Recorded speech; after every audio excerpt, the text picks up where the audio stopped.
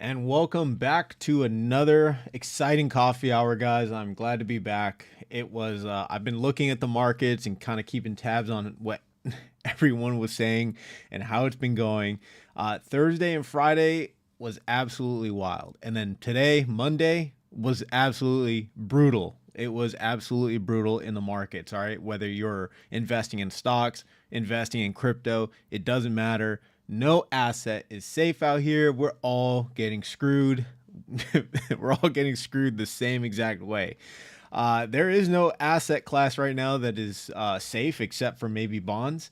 But honestly, like, who likes bonds, right? Nobody really likes bonds. We're all here for the dividend income, for making cash flow, for distribution income, and for seeing our charts and our stocks go up and to the right. Today, we're going to be discussing a lot of stuff. All right. There's been a lot of news coming out, and I'm here to basically just go over stuff. And again, as always, I'm no financial advisor, etc. Those are people you should probably talk to. Take everything I say with a grain of salt. But there's going to be a lot we're going to talk about. We're going to be talking about recessions. We're going to be talking about bear market. We're going to be talking about all the markets across the gamut here. We're going to be talking about some Palantir and some news, and then we'll of course wrap everything up with a nice portfolio update, and we'll be talking just a little bit about real estate, because real estate right now, it's been out of the news because of everything that's been going on, but real estate is about to be in the news, and it's about to be in the news for some shit. I don't have an article handy with me at the moment, but I have been reading about, kind of this big wave, this tidal wave of debt coming soon. And it's maturing this year. It's about $1.5 trillion worth of debt that is maturing this year for real estate.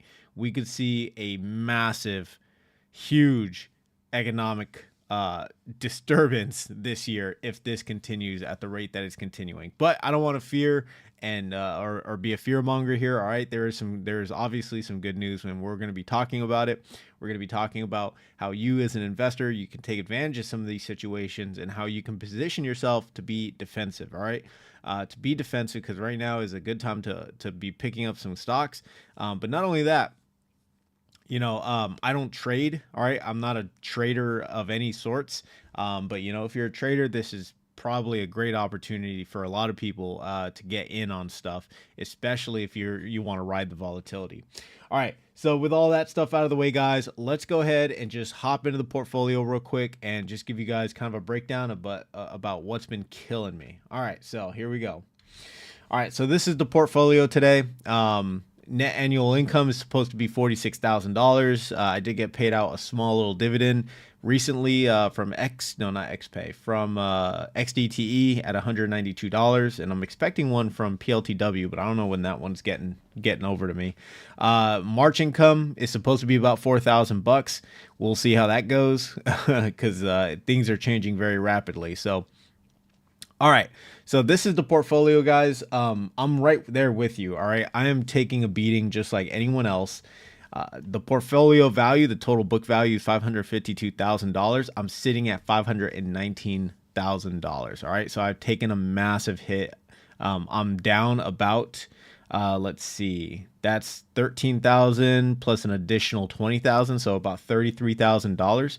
Obviously, nobody wants to be in the red. Nobody wants to lose money. But this is part of the market cycle, and we might even break into the market cycle stuff because I think it's fascinating. Again, we're kind of overdue for a bear market. We're overdue for some type of, recession, whatever you want to call it, soft landing, yada, yada, yada. We're overdue for one.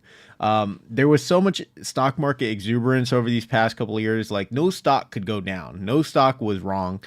This is very reminiscent of 2020, right? Just nothing is wrong. And then the pandemic occurred. And then, we move a little further.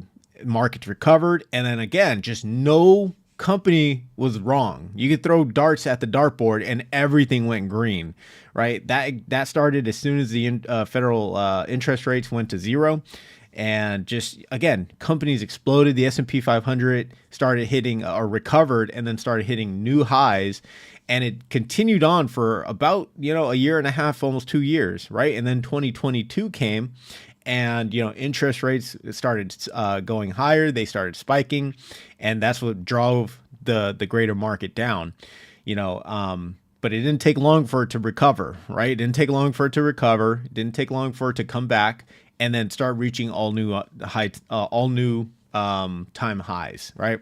So it's just these last couple of years have been absolutely crazy. And I think, as investors, as the economy, as the US, as investors, we're looking at like how quick the bounce back was from CV19, during the drop when the S&P dropped, 30%.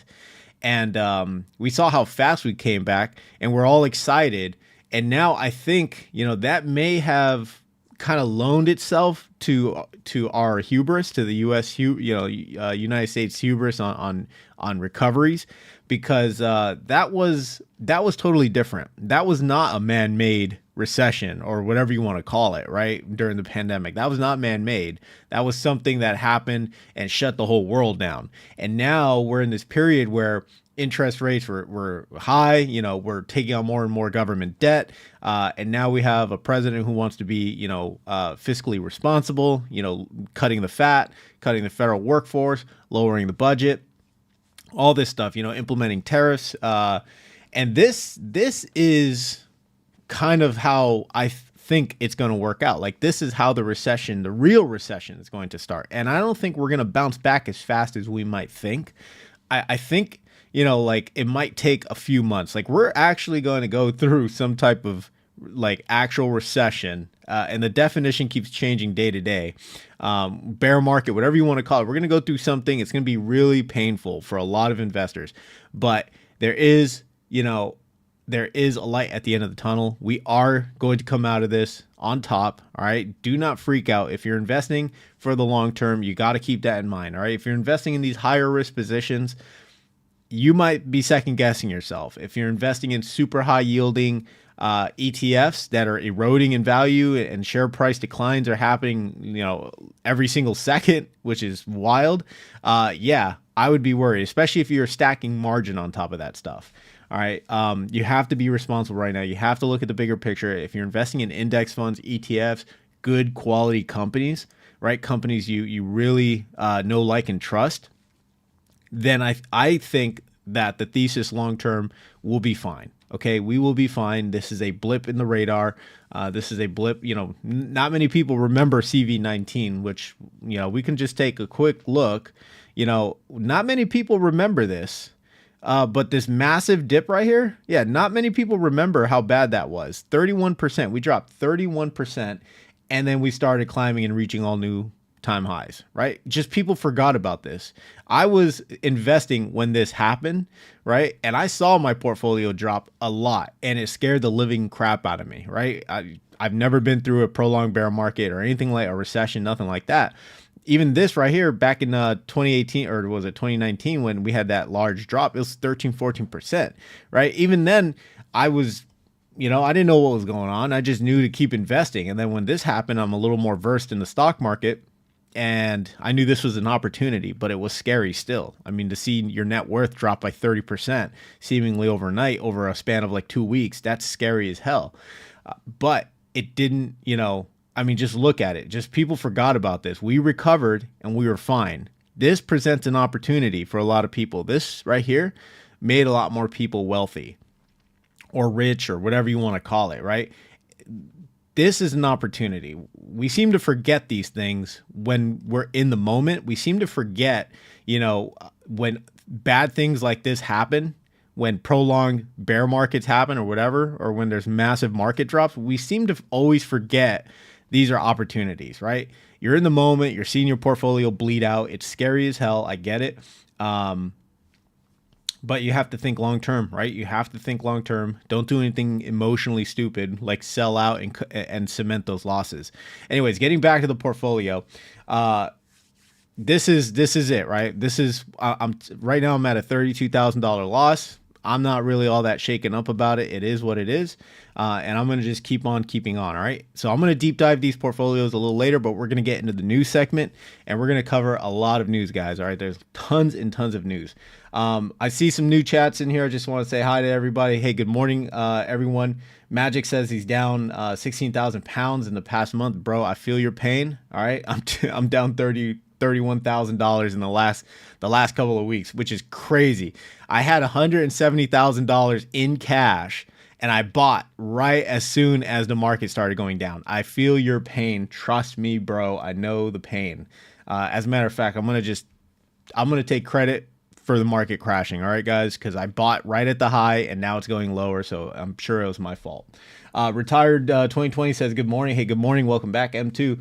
Hey, man, what's up? Welcome. Glad to have you. All right. So let's continue on. We're going to go over the news segment and then we'll take a look at the portfolio stuff in towards the end of the segments. All right. So Dow tumbles nearly 900 points. NASDAQ suffers worst day since 2022 as recession fears erupt. All right. A 3-week market sell-off intensified today with investors worried that tariff policy uncertainty would tip the economy into a recession, something President Donald Trump didn't rule out over the weekend in an interview. So over the weekend, he did an interview with Maria Bartolomeo or something like that on Fox News.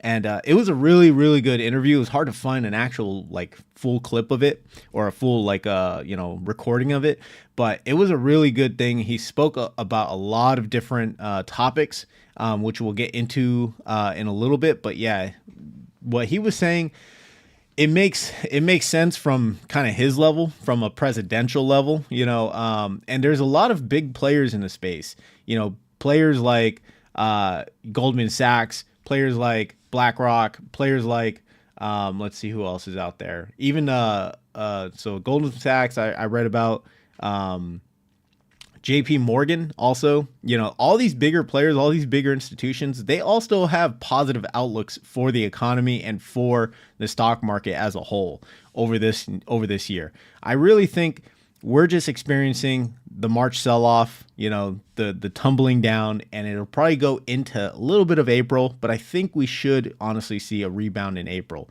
For me personally, I'm just halting any buys for now because I don't know when the lows are low. And when you buy the dip and it just keeps on dipping, it kind of scares you. So right now I'm just holding off. I'm just trying to collect my thoughts, try to remain rational in this market.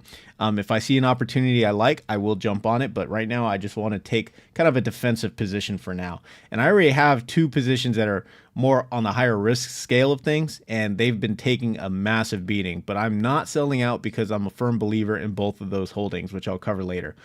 The Magnificent Seven cohort, once the stars of this bull market, led the declines Monday as investors dumped the group for perceived safer plays. Not Tesla, okay? Safer plays like dividend-paying companies, bonds, maybe even gold ETFs, something more stabilized.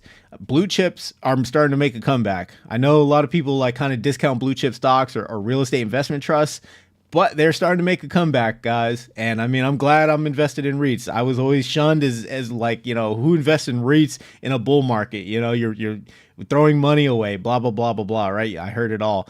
But hey, I'm glad to be in REITs right now. I'll tell you that. Or dividend paying, stocks, not ETFs, dividend paying stocks. Okay. Tesla tumbled 15% for its worst day since 2020, while Alphabet and Meta fell more than 4%. Artificial intelligence darling nvda lost 5%.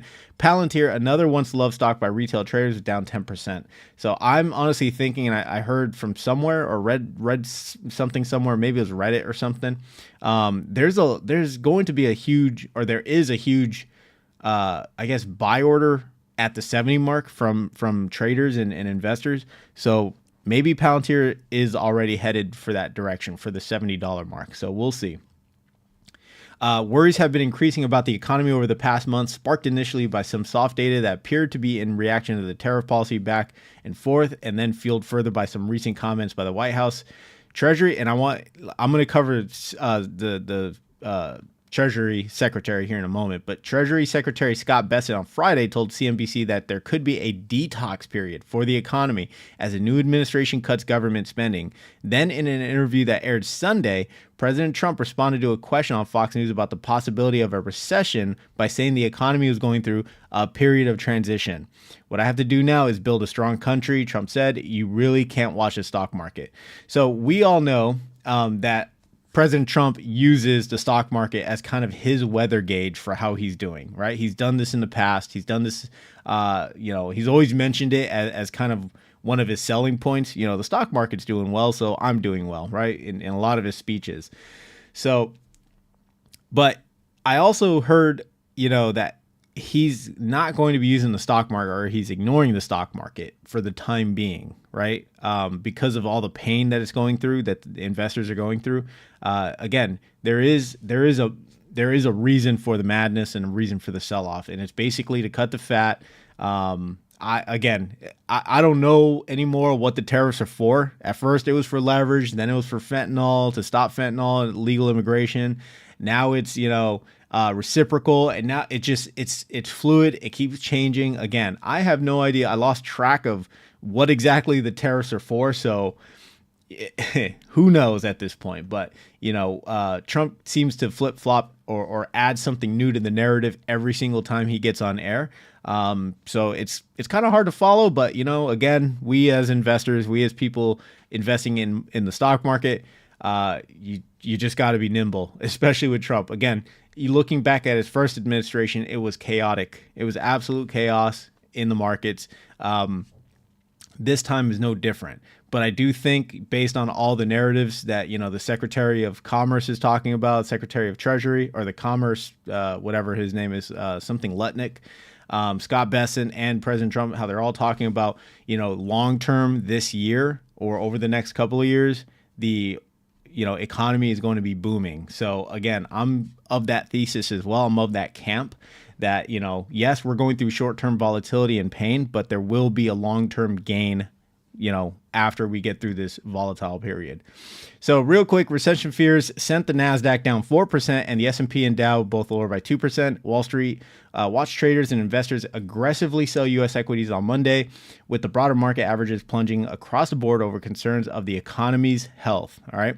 The fears of a potential recession in the U.S. grew after President Trump was asked if he was expecting a recession this year. I hate to predict things like that. He said there is a period of transition because what we're doing is very big.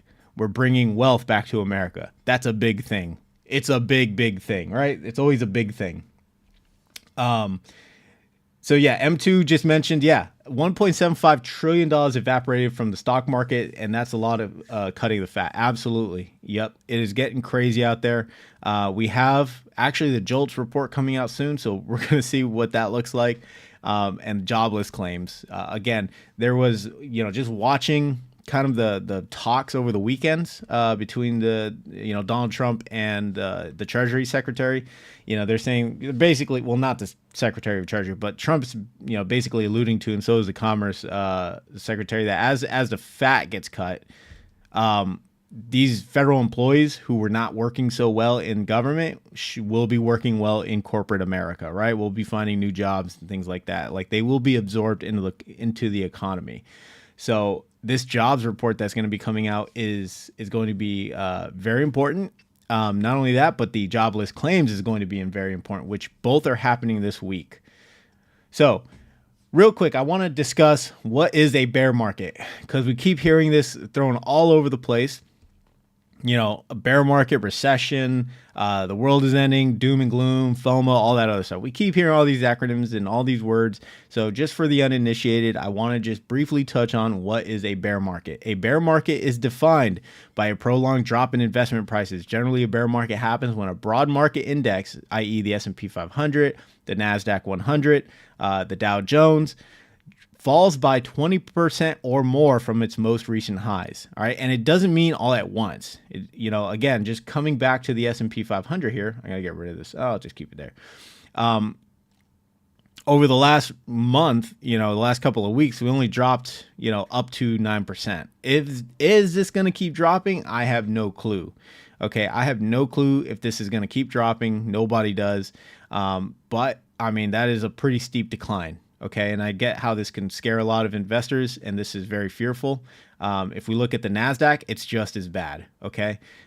Is this going to continue going lower? I have no idea. We still have to just kind of take a wait and see approach, be defensive about your picks, pick up some opportunities where you see them, like the S&P 500 down 10% or down 8%, 9%. This might be a good opportunity to get some ETF exposure to the index. Or if you already have the index, this might be a good time to dollar cost average.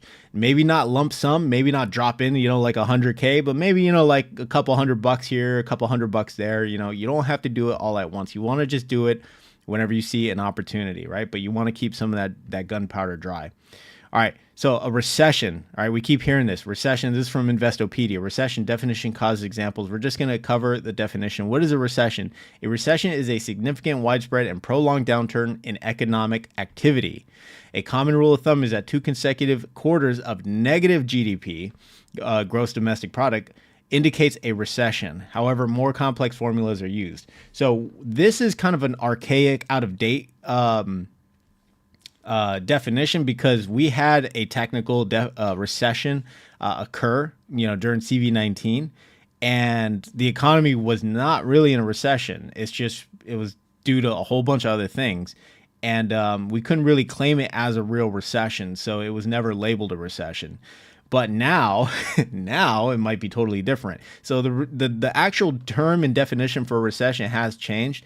They're adding new formulas. They're saying, well, what if you have a great economy that's still expanding but negative GDP, right? Is that a recession? Again, all these new terms and formulas are coming out for what an actual recession is. So more to be seen. A recession is significant, pervasive, and persistent decline in economic activity. This is what we're going to basically use, for as just investors, right? As the basic takeaway. We're not economists. Maybe you are. I'm definitely not. Economists measure a recession's length from the prior expansion peak to the downturn trough. So let's really quickly look at how we're doing with GDP. Okay, so this is GDP for the fourth quarter of 2024. Okay, and the quarters preceding it. So as you guys can see, we had a lower quarter for quarter 4 2024. We had a lower quarter. Quarter 3 was higher, but we haven't gone negative yet. So we don't know what this quarter is going to hold for 2025. But again, just kind of thinking about it, I don't see us being in a recession personally. I don't see us heading that way. I don't know. I could be completely wrong, and I could be, eating my shoe here in a minute when it's actually announced we are in a recession. But, based on the traditional definition for a recession, we are not in one. We may not be heading for one. It really depends on what quarter 1 of 2025 looks like. Because if it looks like quarter 1 of 2023 again, and then we go into quarter 2, like these next 2 quarters, these next 6 months are really going to determine whether we're in a recession or not. And again, they have to be negative. They can't just be dropping. They have to be absolute negative. So again, more to be seen. Basically, don't eat into the doom and gloom of the news. Okay, that's really my takeaway from all this. Don't eat into the doom and gloom about we're heading into recession. We are in recession. We're in a bear. All this other crap. All right, just take a breath. Acknowledge that it's crazy right now. Yes, we're having new lows. All that other stuff.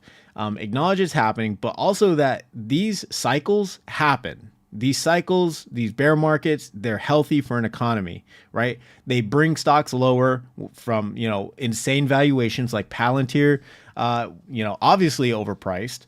You had Google, you had Meta, you had Alphabet, you had Apple, you had all these other companies, nvda, that were overpriced or not growing, becoming stagnant, not innovating, right? You had all these other companies that had to be brought down a bit, from their all-time highs because of they're just they're not doing anything new, but they're just growing in value. And again, these bear markets, these recessions, these things that happen, they're natural. They're natural for economies. They're natural for market cycles. All right, these things happen. Don't be scared about them. All right. Instead, look for opportunities. Look for ways to get shares on discount. Look for companies that you like. Buy them while they're cheap. All right. So that is that about that. The world is fine. The U.S. will be fine, BlackRock's Larry Fink says. So if you guys don't know who BlackRock is the largest asset manager in the world. All right.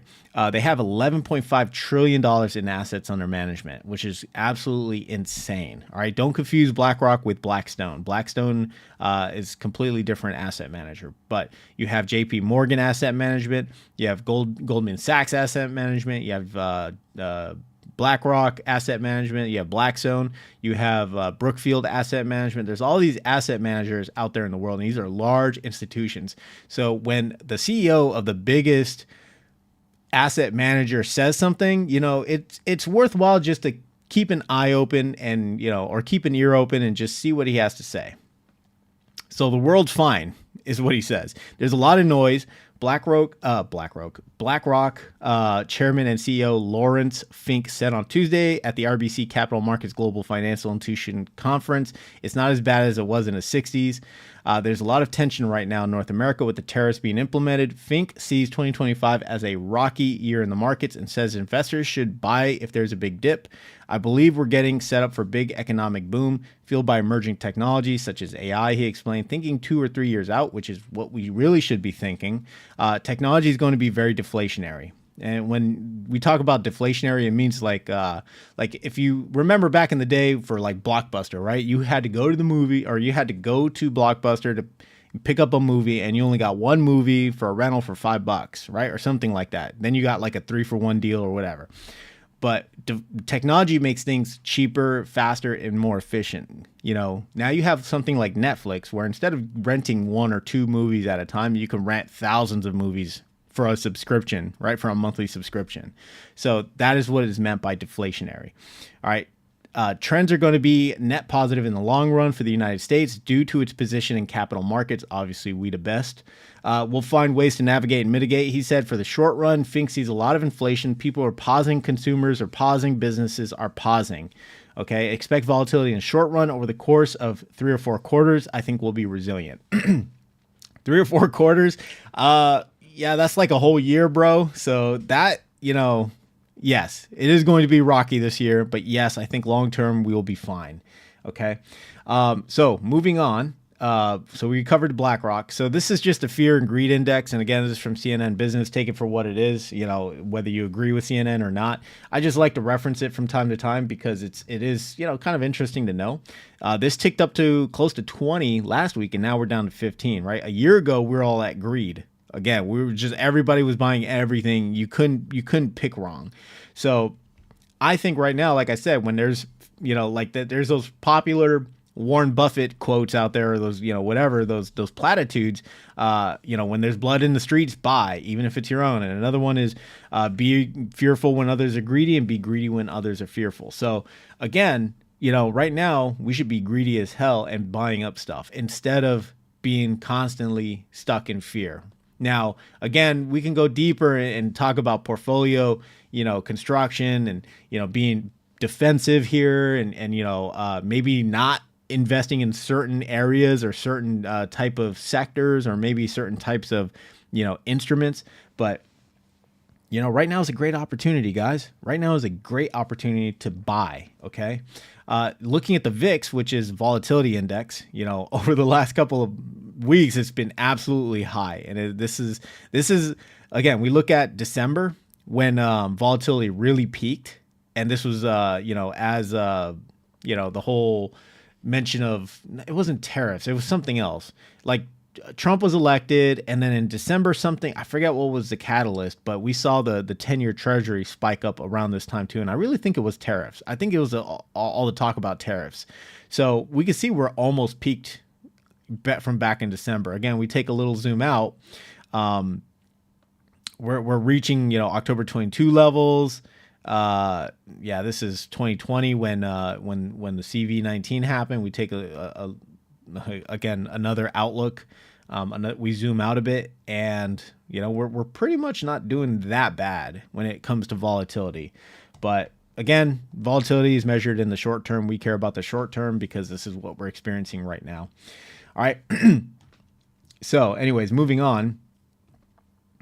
So here's the economic calendar. we have the JOLTS job report coming out on Tuesday. All right, so that's going to be interesting. Again, you got to keep your eyes open for what's going to happen. I think this week is going to be extremely volatile. This is why I wouldn't buy anything, like I wouldn't lump sum anything right now because of what's coming out. So you could probably wait a couple weeks, wait for this to settle. Again, we don't know when the new low is, and if you buy the dip, it could dip even lower. So the JOLTS report is a survey done by the U.S. Bureau of Labor Statistics to help measure job vacancies. All right, that's really it. Then we have CPI coming out. The Consumer Price Index measures the change in prices of goods and services contained in a basket of consumer items. And then, CPI month over month. And then we have the initial jobless claims. Okay, these are really going to help.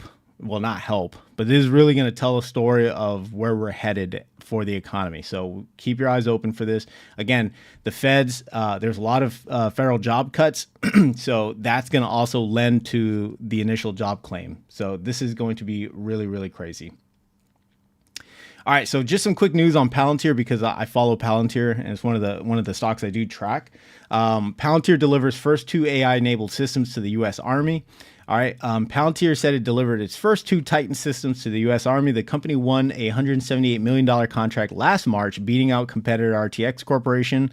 And I just wanted to cover this real quick. Palantir is rolling out its first 2 artificial intelligence-enabled systems to the U.S. Army. The company said the Tactical Intelligence Targeting Access Node Systems, or Titan, act as mobile ground stations that harness AI to collect data from space sensors to assist soldiers in warfare strategy and improve strike targeting and accuracy. President and Chief Technology Officer of Palantir called the agreement a leapfrog moment for the U.S. Army.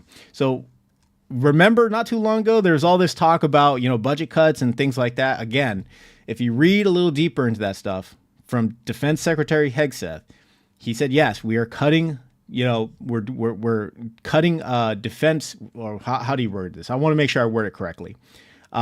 There's budget cuts for the Department of Defense, right? But those budget cuts are going to be reallocated to other priority areas, right? Priority areas like, AI, technology, beefing up the military industrial complex, that kind of stuff, right? Beefing up defense, like actual defense, not just hiring a workforce, right? They're cutting all this other fat from the budget so they can reallocate it to other important areas. And Trump said this on Sunday when he was doing his interview with Maria, again, Bartolomeo, I think.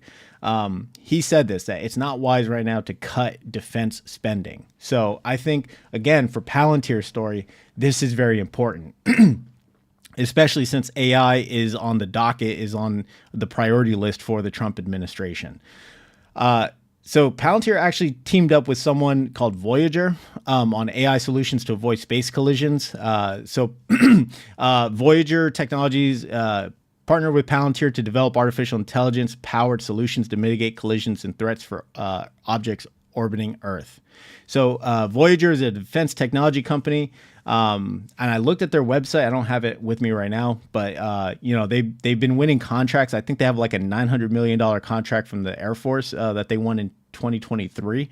And now they're doing this, and it's basically to enhance space domain awareness, right? As the Space Force was created during the last administration or the administration prior, and their whole thing is space dominance, right? Space dominance.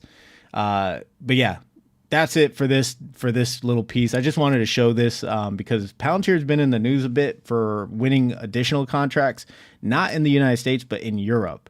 So they're working with a couple financial institutions who are going to implement Palantir for financial crime, right? They're going to be using Palantir for financial crime. So this is a nice sign that Palantir is breaking into other markets. And I think, and I predict, it won't be long before our European partners, the militaries start adopting Palantir as well. So this could open up a whole new market for Palantir. But again, there's all this, trade stuff. Like you can't just sell defense software to, to overseas because there's all these like treaties and all these regulations surrounding it. But if Palantir breaks into the EU market, I think that will be a huge tailwind. All right, so moving on. Trump speaks out on recession fears, tariffs. President Donald Trump appeared on the Fox News Sunday Morning Features host with Maria Bartiromo. That's Bartiromo, whatever, in which he discussed a variety of issues from his first few weeks back in the White House. Key talking points include his tariffs, which have resulted in a trade war, mounting fears that the U.S. may be heading into a recession. So these are just some of the points I highlighted. Let's see. All right. So recession fears. Trump did not rule out the possibility of economic hardship, arguing that the economy and U.S. population will have to adjust to the changes being made. I hate to predict things like that, Trump said. When asked if he is expecting a recession this year, there is a period of transition because what we're doing is very big. We're bringing wealth back to America. There's always periods of it takes a little time, but I think it should be great for us. He also mentioned what is happening with Trump's tariffs. Bartiromo pushed for more details on tariffs, stating that businesses want clarity and predictability for shareholder purposes amid Trump's proposed tariffs, and more specifically, his decision to delay some of those tariffs. Trump said that businesses will have clarity after April 2nd with his reciprocal tariffs and are set to be put in place, but he also said that tariffs may well rise over time. And I think this rising point is a little bit of caution. The tariffs could go up as time goes by. They may go up, he said. This country has been ripped off from every nation in the world, every company in the world. We've been ripped off at levels never seen before, and what we're doing is to get it all back. All right, Trump went on to reaffirm his belief that more businesses and productions should be carried out on American soil. Build it here. There's no tariff, he said. All right, and that was pretty much it. If there is plans to cut defense spending. Trump was asked about the administration's plan to shrink the size of the federal government, a charge spearheaded by Doge under the watchful eye of Musk. These cuts, though, will not be affecting defense spending for the time being. Trump said he would love to cut defense spending, but he will not do so now. So very, very interesting. All right, so moving on. Treasury Secretary Bessent says there's no Trump put, but there is policies to boost markets. So, I mean, I'm not going to go over this. We kind of already went kind of in depth about this stuff already, but investors looking for President Donald Trump's to use policy to stop the market from falling is likely to be disappointed. Treasury Secretary Scott Bessent said Friday. So again, people who are saying that Trump's going to reverse his tariff stance, I thought he was going to reverse his tariff stance, but obviously not right. So if the Secretary of Treasury is saying this, then there's some merit to this. We have to take that into consideration. So that just tells us that there's definitely going to be a lot more pain ahead, and definitely this week there will be some more blood in the streets. All right, so there was this talk of this Trump put in which a president might try to intervene to support the market, but Bessent rejected the notion during an interview on CBN's Squawk Box. There's no put, he said. The Trump call on the upside is if we have good policies, then the market will go up. During his first term in office, Trump watched the stock market closely and used it as a barometer to judge his economic performance. In recent days, Bessent has said the administration is looking less at stock prices and more at bond yields, i.e. the 10-year Treasury. Scott Bessent went on, I think, Fox News at one point, and he did say that he and the Trump administration were working to bring the 10-year down, all right, as a measure of inflation pressures that are easing, and the market outlook is better calibrated toward the administration views. So that was that from Scott Bessent, who is the Treasury Secretary. Again, I'm watching him, Commerce Secretary Lutnick, and Trump over these next couple of weeks, because I think that is really going to give us a lot of hints about where the economy is heading and where we can kind of expect the markets to go. All right. So anyways, so I just want to show you guys this real fast. I don't know if you have ever seen this. Truthful data on a transparent economy. I got to get rid of this guy. This dude is going on. Brian, I appreciate you joining, but Jesus, man, like one thing is enough. All right, there we go. All right, anyways. Truthful data for transparent economy. So U.S. inflation index, it's at 1.39%. So this is crazy, right? Like, this is being used more and more by Wall Street. It's actually being adopted more and more by Wall Street as the true inflation number. And again, this is obviously always changing. If we look at the 6-month, completely different. And if we scroll down, we're actually under the Federal Reserve's 2% as of this moment. This could change, obviously, but it is interesting to see. I just wanted to point this out to you guys in case you've never seen it. But it has been in lockstep with the actual inflation data that's come out. So again, I like to look at this from time to time and just kind of get a reading on where inflation is actually. So U.S. 10-year Treasury yields slide on rising recession concerns. The big report of the week is a consumer price index due to release on Wednesday at 8:30 a.m., as well as a producer price index on Thursday. Investors will use these indicators as an important gauge for the health of the U.S. economy. Investors' concerns picked up over the weekend as Trump commented that his tariffs may affect U.S. growth and did not rule out the possibility of a recession by saying the economy was going through a period of transition. U.S. Secretary Scott Bessent made similar remarks on Friday. So we kind of already covered all this stuff. I just wanted to highlight it. And again, all these links are going to be down below in the show notes after the conclusion of this stream, so you guys can go back and read them yourself. All right, so that was a lot of news covered over the last weekend and over the last couple of days. So we're just, again, going to take a quick look at the markets, see how they're doing. Again, everything is in the red. Everything is continuing to decline. This is just really bad volatility, right? NASDAQ down almost 13%. Bitcoin has been getting slaughtered. Rest in peace to a lot of people who are invested into MSTR, MSTY, stock and ETFs. But yeah, we are, Bitcoin is heading down. It's continuing to head down. It probably is not far off from reaching the low 70s. So we'll continue to see how this plays out. This could be a buying opportunity. Who knows? I'd never know with Bitcoin or crypto in general, because again, it's all story driven. It's all news driven. There's no balance sheet to look at or anything like that. I'm not a crypto guy. All right. So don't use that against me, but, it's hard to really say where this could end up, but it seems like a lot of investors are piling out of it or getting their money out of it. They're just getting their money out of it. They don't want to, they can't deal with the volatility, and it's been going down like pretty bad. So there was this huge influx after Trump won the election, and now we're heading back. So, you can kind of probably guess that we're going to be heading for negative territory, which would be around the 68,000 mark. At least I suspect.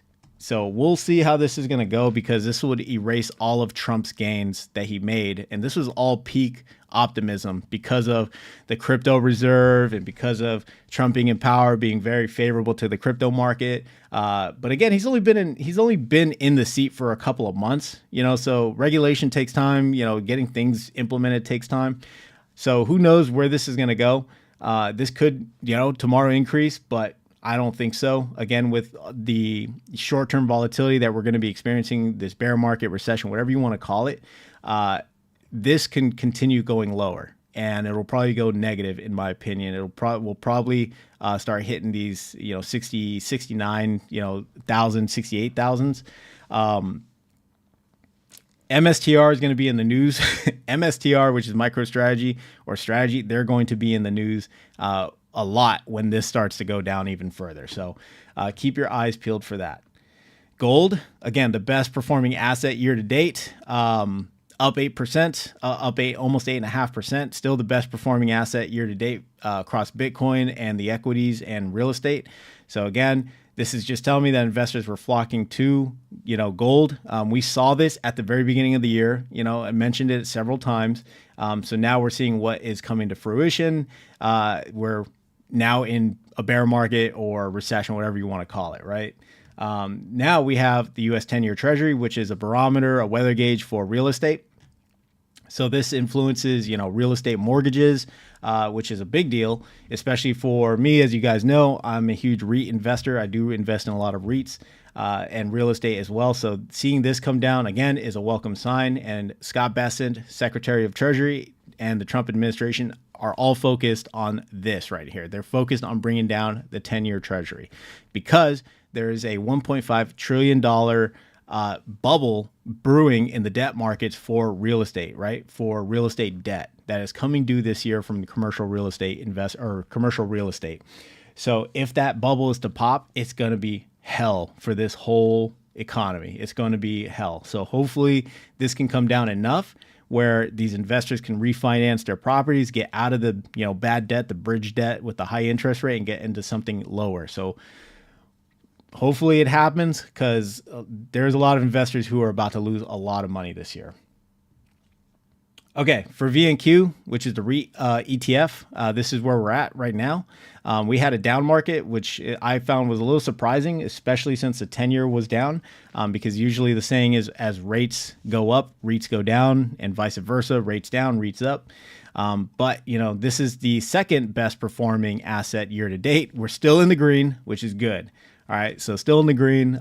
Seems like a lot of investors were flocking to REITs for safety, but now they might just be flocking to bonds at this point, bonds or gold, or they might just be holding cash and waiting for the storm to pass.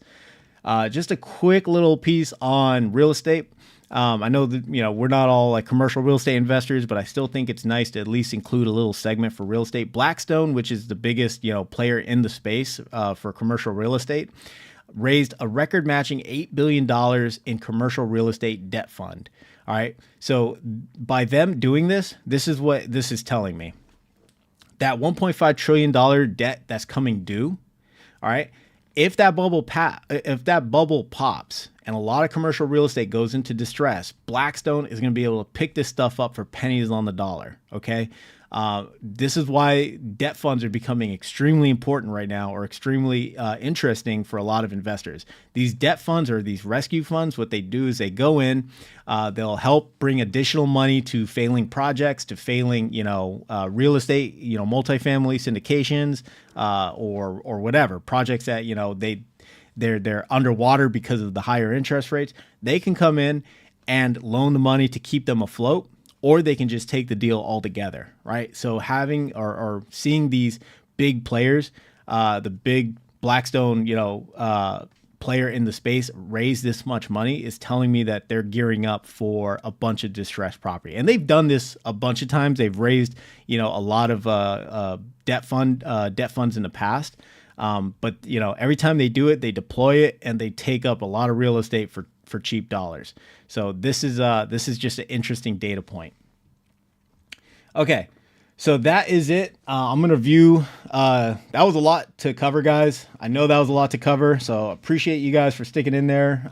It was a lot to, a lot of news, a lot of doom and gloom out there. So I'm just gonna look at the chat real quick. I had to get rid of that Brian dude, man. I get it. Like, it's okay to have a viewpoint. It's another to just spam, a bunch of stupidity. Like, I don't deal with that, especially in the chat. All right. You're just going to get kicked out.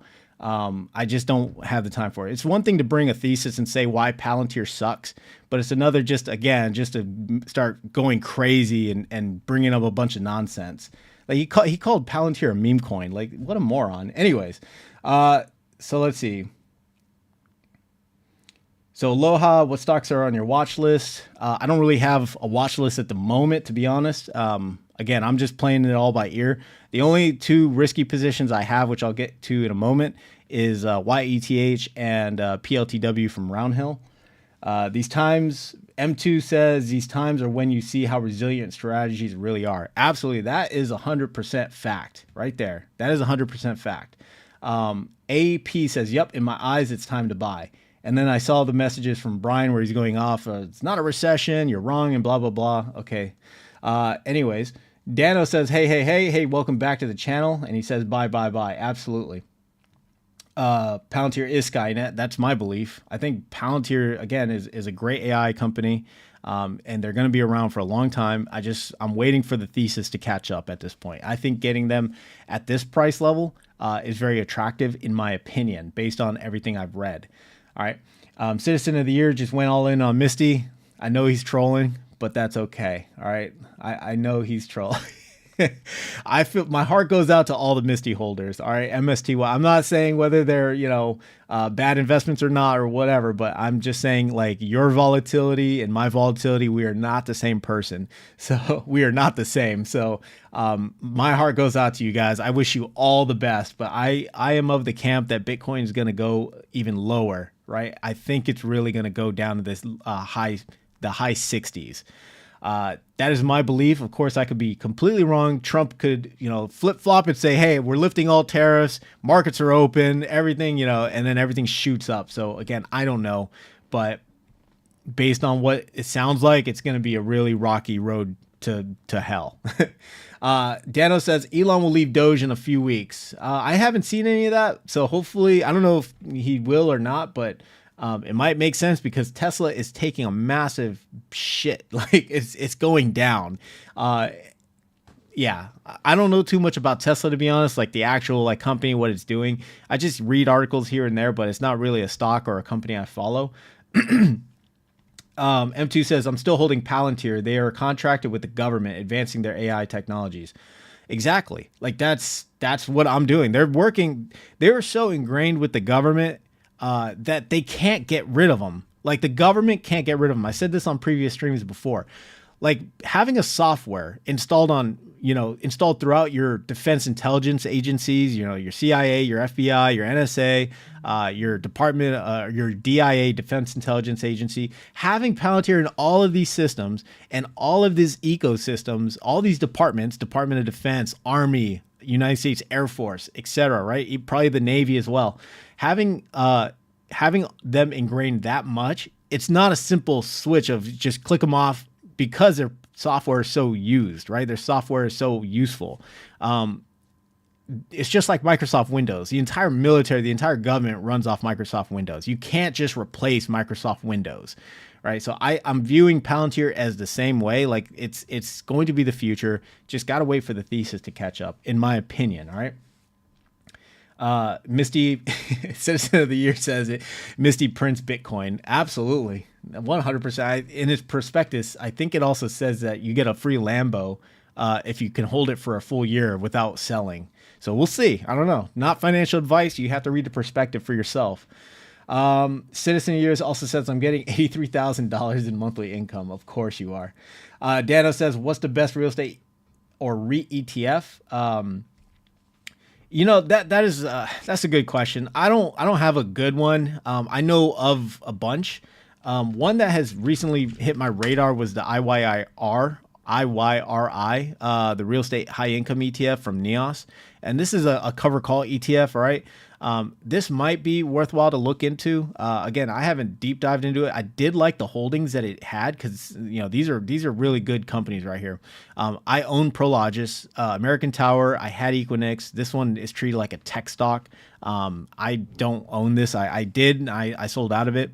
Welltower, same thing. SPG, they're on the come up. They're a mall REIT. They have a lot of malls across America. I don't personally invest in them, but their share price has been increasing over time. They were like one of the best players in the space.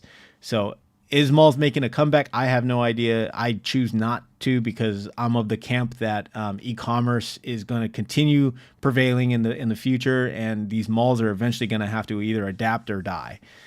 Realty Income, another big player in the space. Again, I own this one. Public Storage, I own. Digital Realty Trust and Equinix are the same, kind of the same data center play. So if you're investing in AI and you wanted to invest in the data centers that are going to house the AI software servers, racks, and all that stuff, these two would be those plays, right? But these prices have been beaten down just like tech stocks have. These are treated just like tech stocks, which I don't like, right? So that on top of a bunch of other things is why I sold out of these. Crown Castle International, or I keep calling it International. Crown Castle Inc. is a cell tower. So whenever you make a phone call, right, just like American Tower, whenever you make a phone call, it's going to hit one of their cell towers. And then that cell tower is going to have a fiber backbone that's going to go to a data center, right? And that data center is going to send your phone call or something off somewhere else, right? Or if you're viewing a YouTube video, whatever, right? You hit a lot of REITs without knowing it. CBR Group is not a REIT. It's a company that is heavily embedded in commercial real estate. So I can see why they're a part of this. But anyways, the net of this is that I like these holdings. I haven't looked at all of the holdings, but I do like the holdings I do see. All right. And I am invested in a majority of these. There is IYRI. Man, that's so hard to say. But there's this one. There's also... we use the NASDAQ. There's also VNQ, which is the Vanguard Real Estate Index. This is similar to like an S&P 500, this is basically that equivalent. This holds like I think like 160 different companies, split between mortgage REITs and equity REITs. So this holds the whole gamut. But the reason why I didn't invest in these REITs or in this index is because I wanted to be more selective. I didn't want the trash that comes with this, which is mortgage REITs or even zombie REITs. So I stay away from ETFs. There's a couple other ones out there. I can't go over all of them, but these two are the ones that are like, one nyse is the new and exciting one. VNQ has been around for a very long time. It sports I think like a 4% dividend yield. So nothing extravagant, but this could be your exposure to real estate if you didn't want to choose and select other ones. One other one I will actually mention is the ETF REIT or it's RIET, right? It's this one from Hoya. I would recommend this one. It's also another high income ETF, but it doesn't do cover calls. It just invests in very selective quality REITs, and then it makes its dividend income from those REITs. So this one is another one that I would probably look into. Again, I'm not advocating you or saying you should buy VNQ or REIT or IYRI. These are just ideas for you to kind of deep dive and do your own due diligence on. DeFi convention, sell everything. Absolutely. This is what, we need to sell everything. All right. Sell it all, sell your kidneys, sell a couch, go 100% into Bitcoin. No, don't do any of that. But yeah, it is definitely a scary time and a lot of investors are selling out. All right. So real quick, guys, let's just look into the portfolio. So you guys don't think I'm just making up a bunch of stuff. But here's my portfolio. Like I said, I'm beaten down quite a bit. I am taking margin, pretty much almost 100% margin on this portfolio. So the total value is actually 170,000. But I've since, because of the markets going down and everything, I'm down about, I think 13,000 on this. I can't remember. Or 15. I don't know. One of those numbers. I'm down a lot.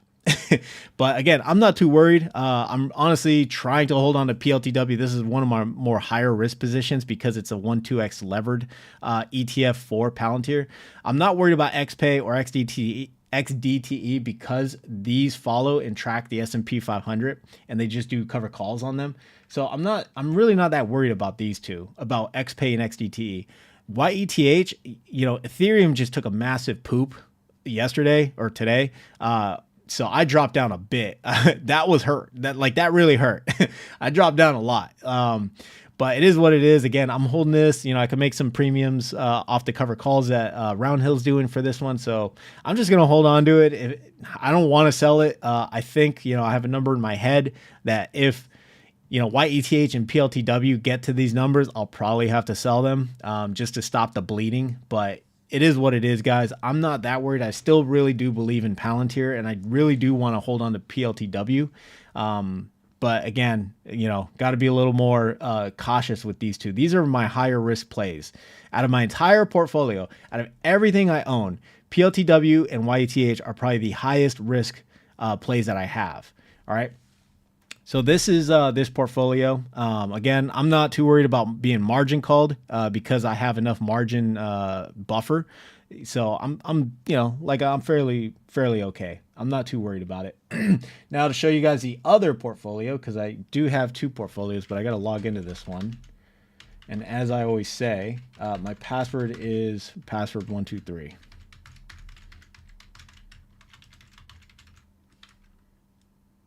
Okay. That'd be wild if I typed my password into the chat one day. Anyways, let's take a look at, here we go, right here.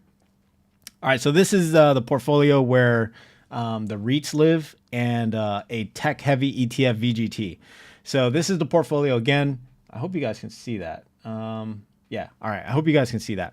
So again, REITs have been zagging where tech has been zigging. Okay, so it's actually been keeping this portfolio kind of neutral.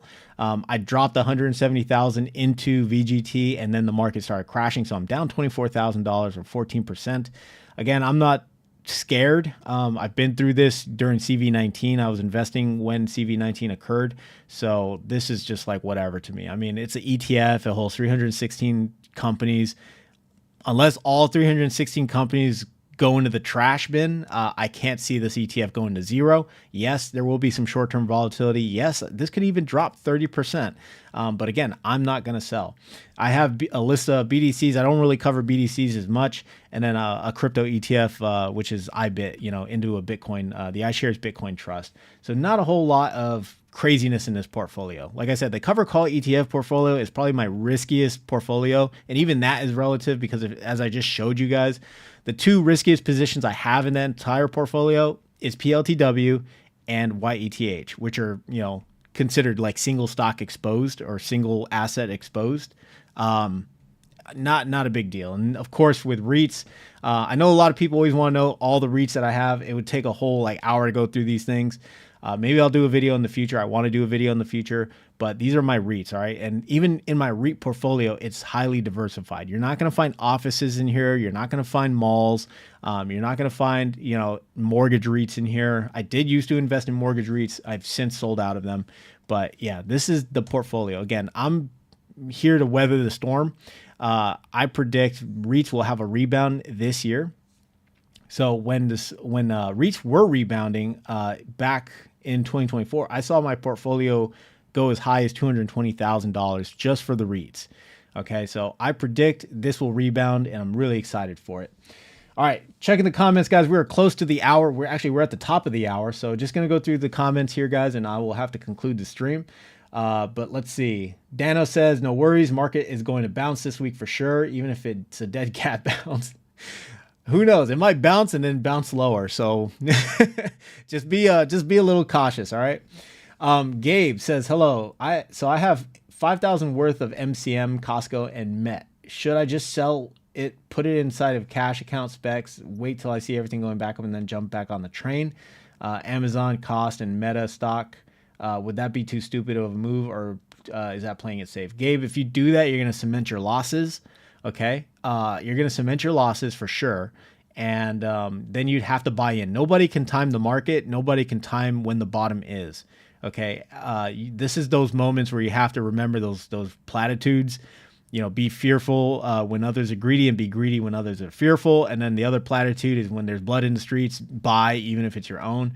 Right. So I don't want to advise you what you should do, but I really think you should tread very carefully on selling everything out and then putting it into like a money market account or a cash account or whatever, because you don't know when the bottom is. And if you sell out now, you could really be harming yourself longer term, right? I don't know how big your portfolio is. Again, you don't have to share that information with me, but I'm just saying, as a prudent investor,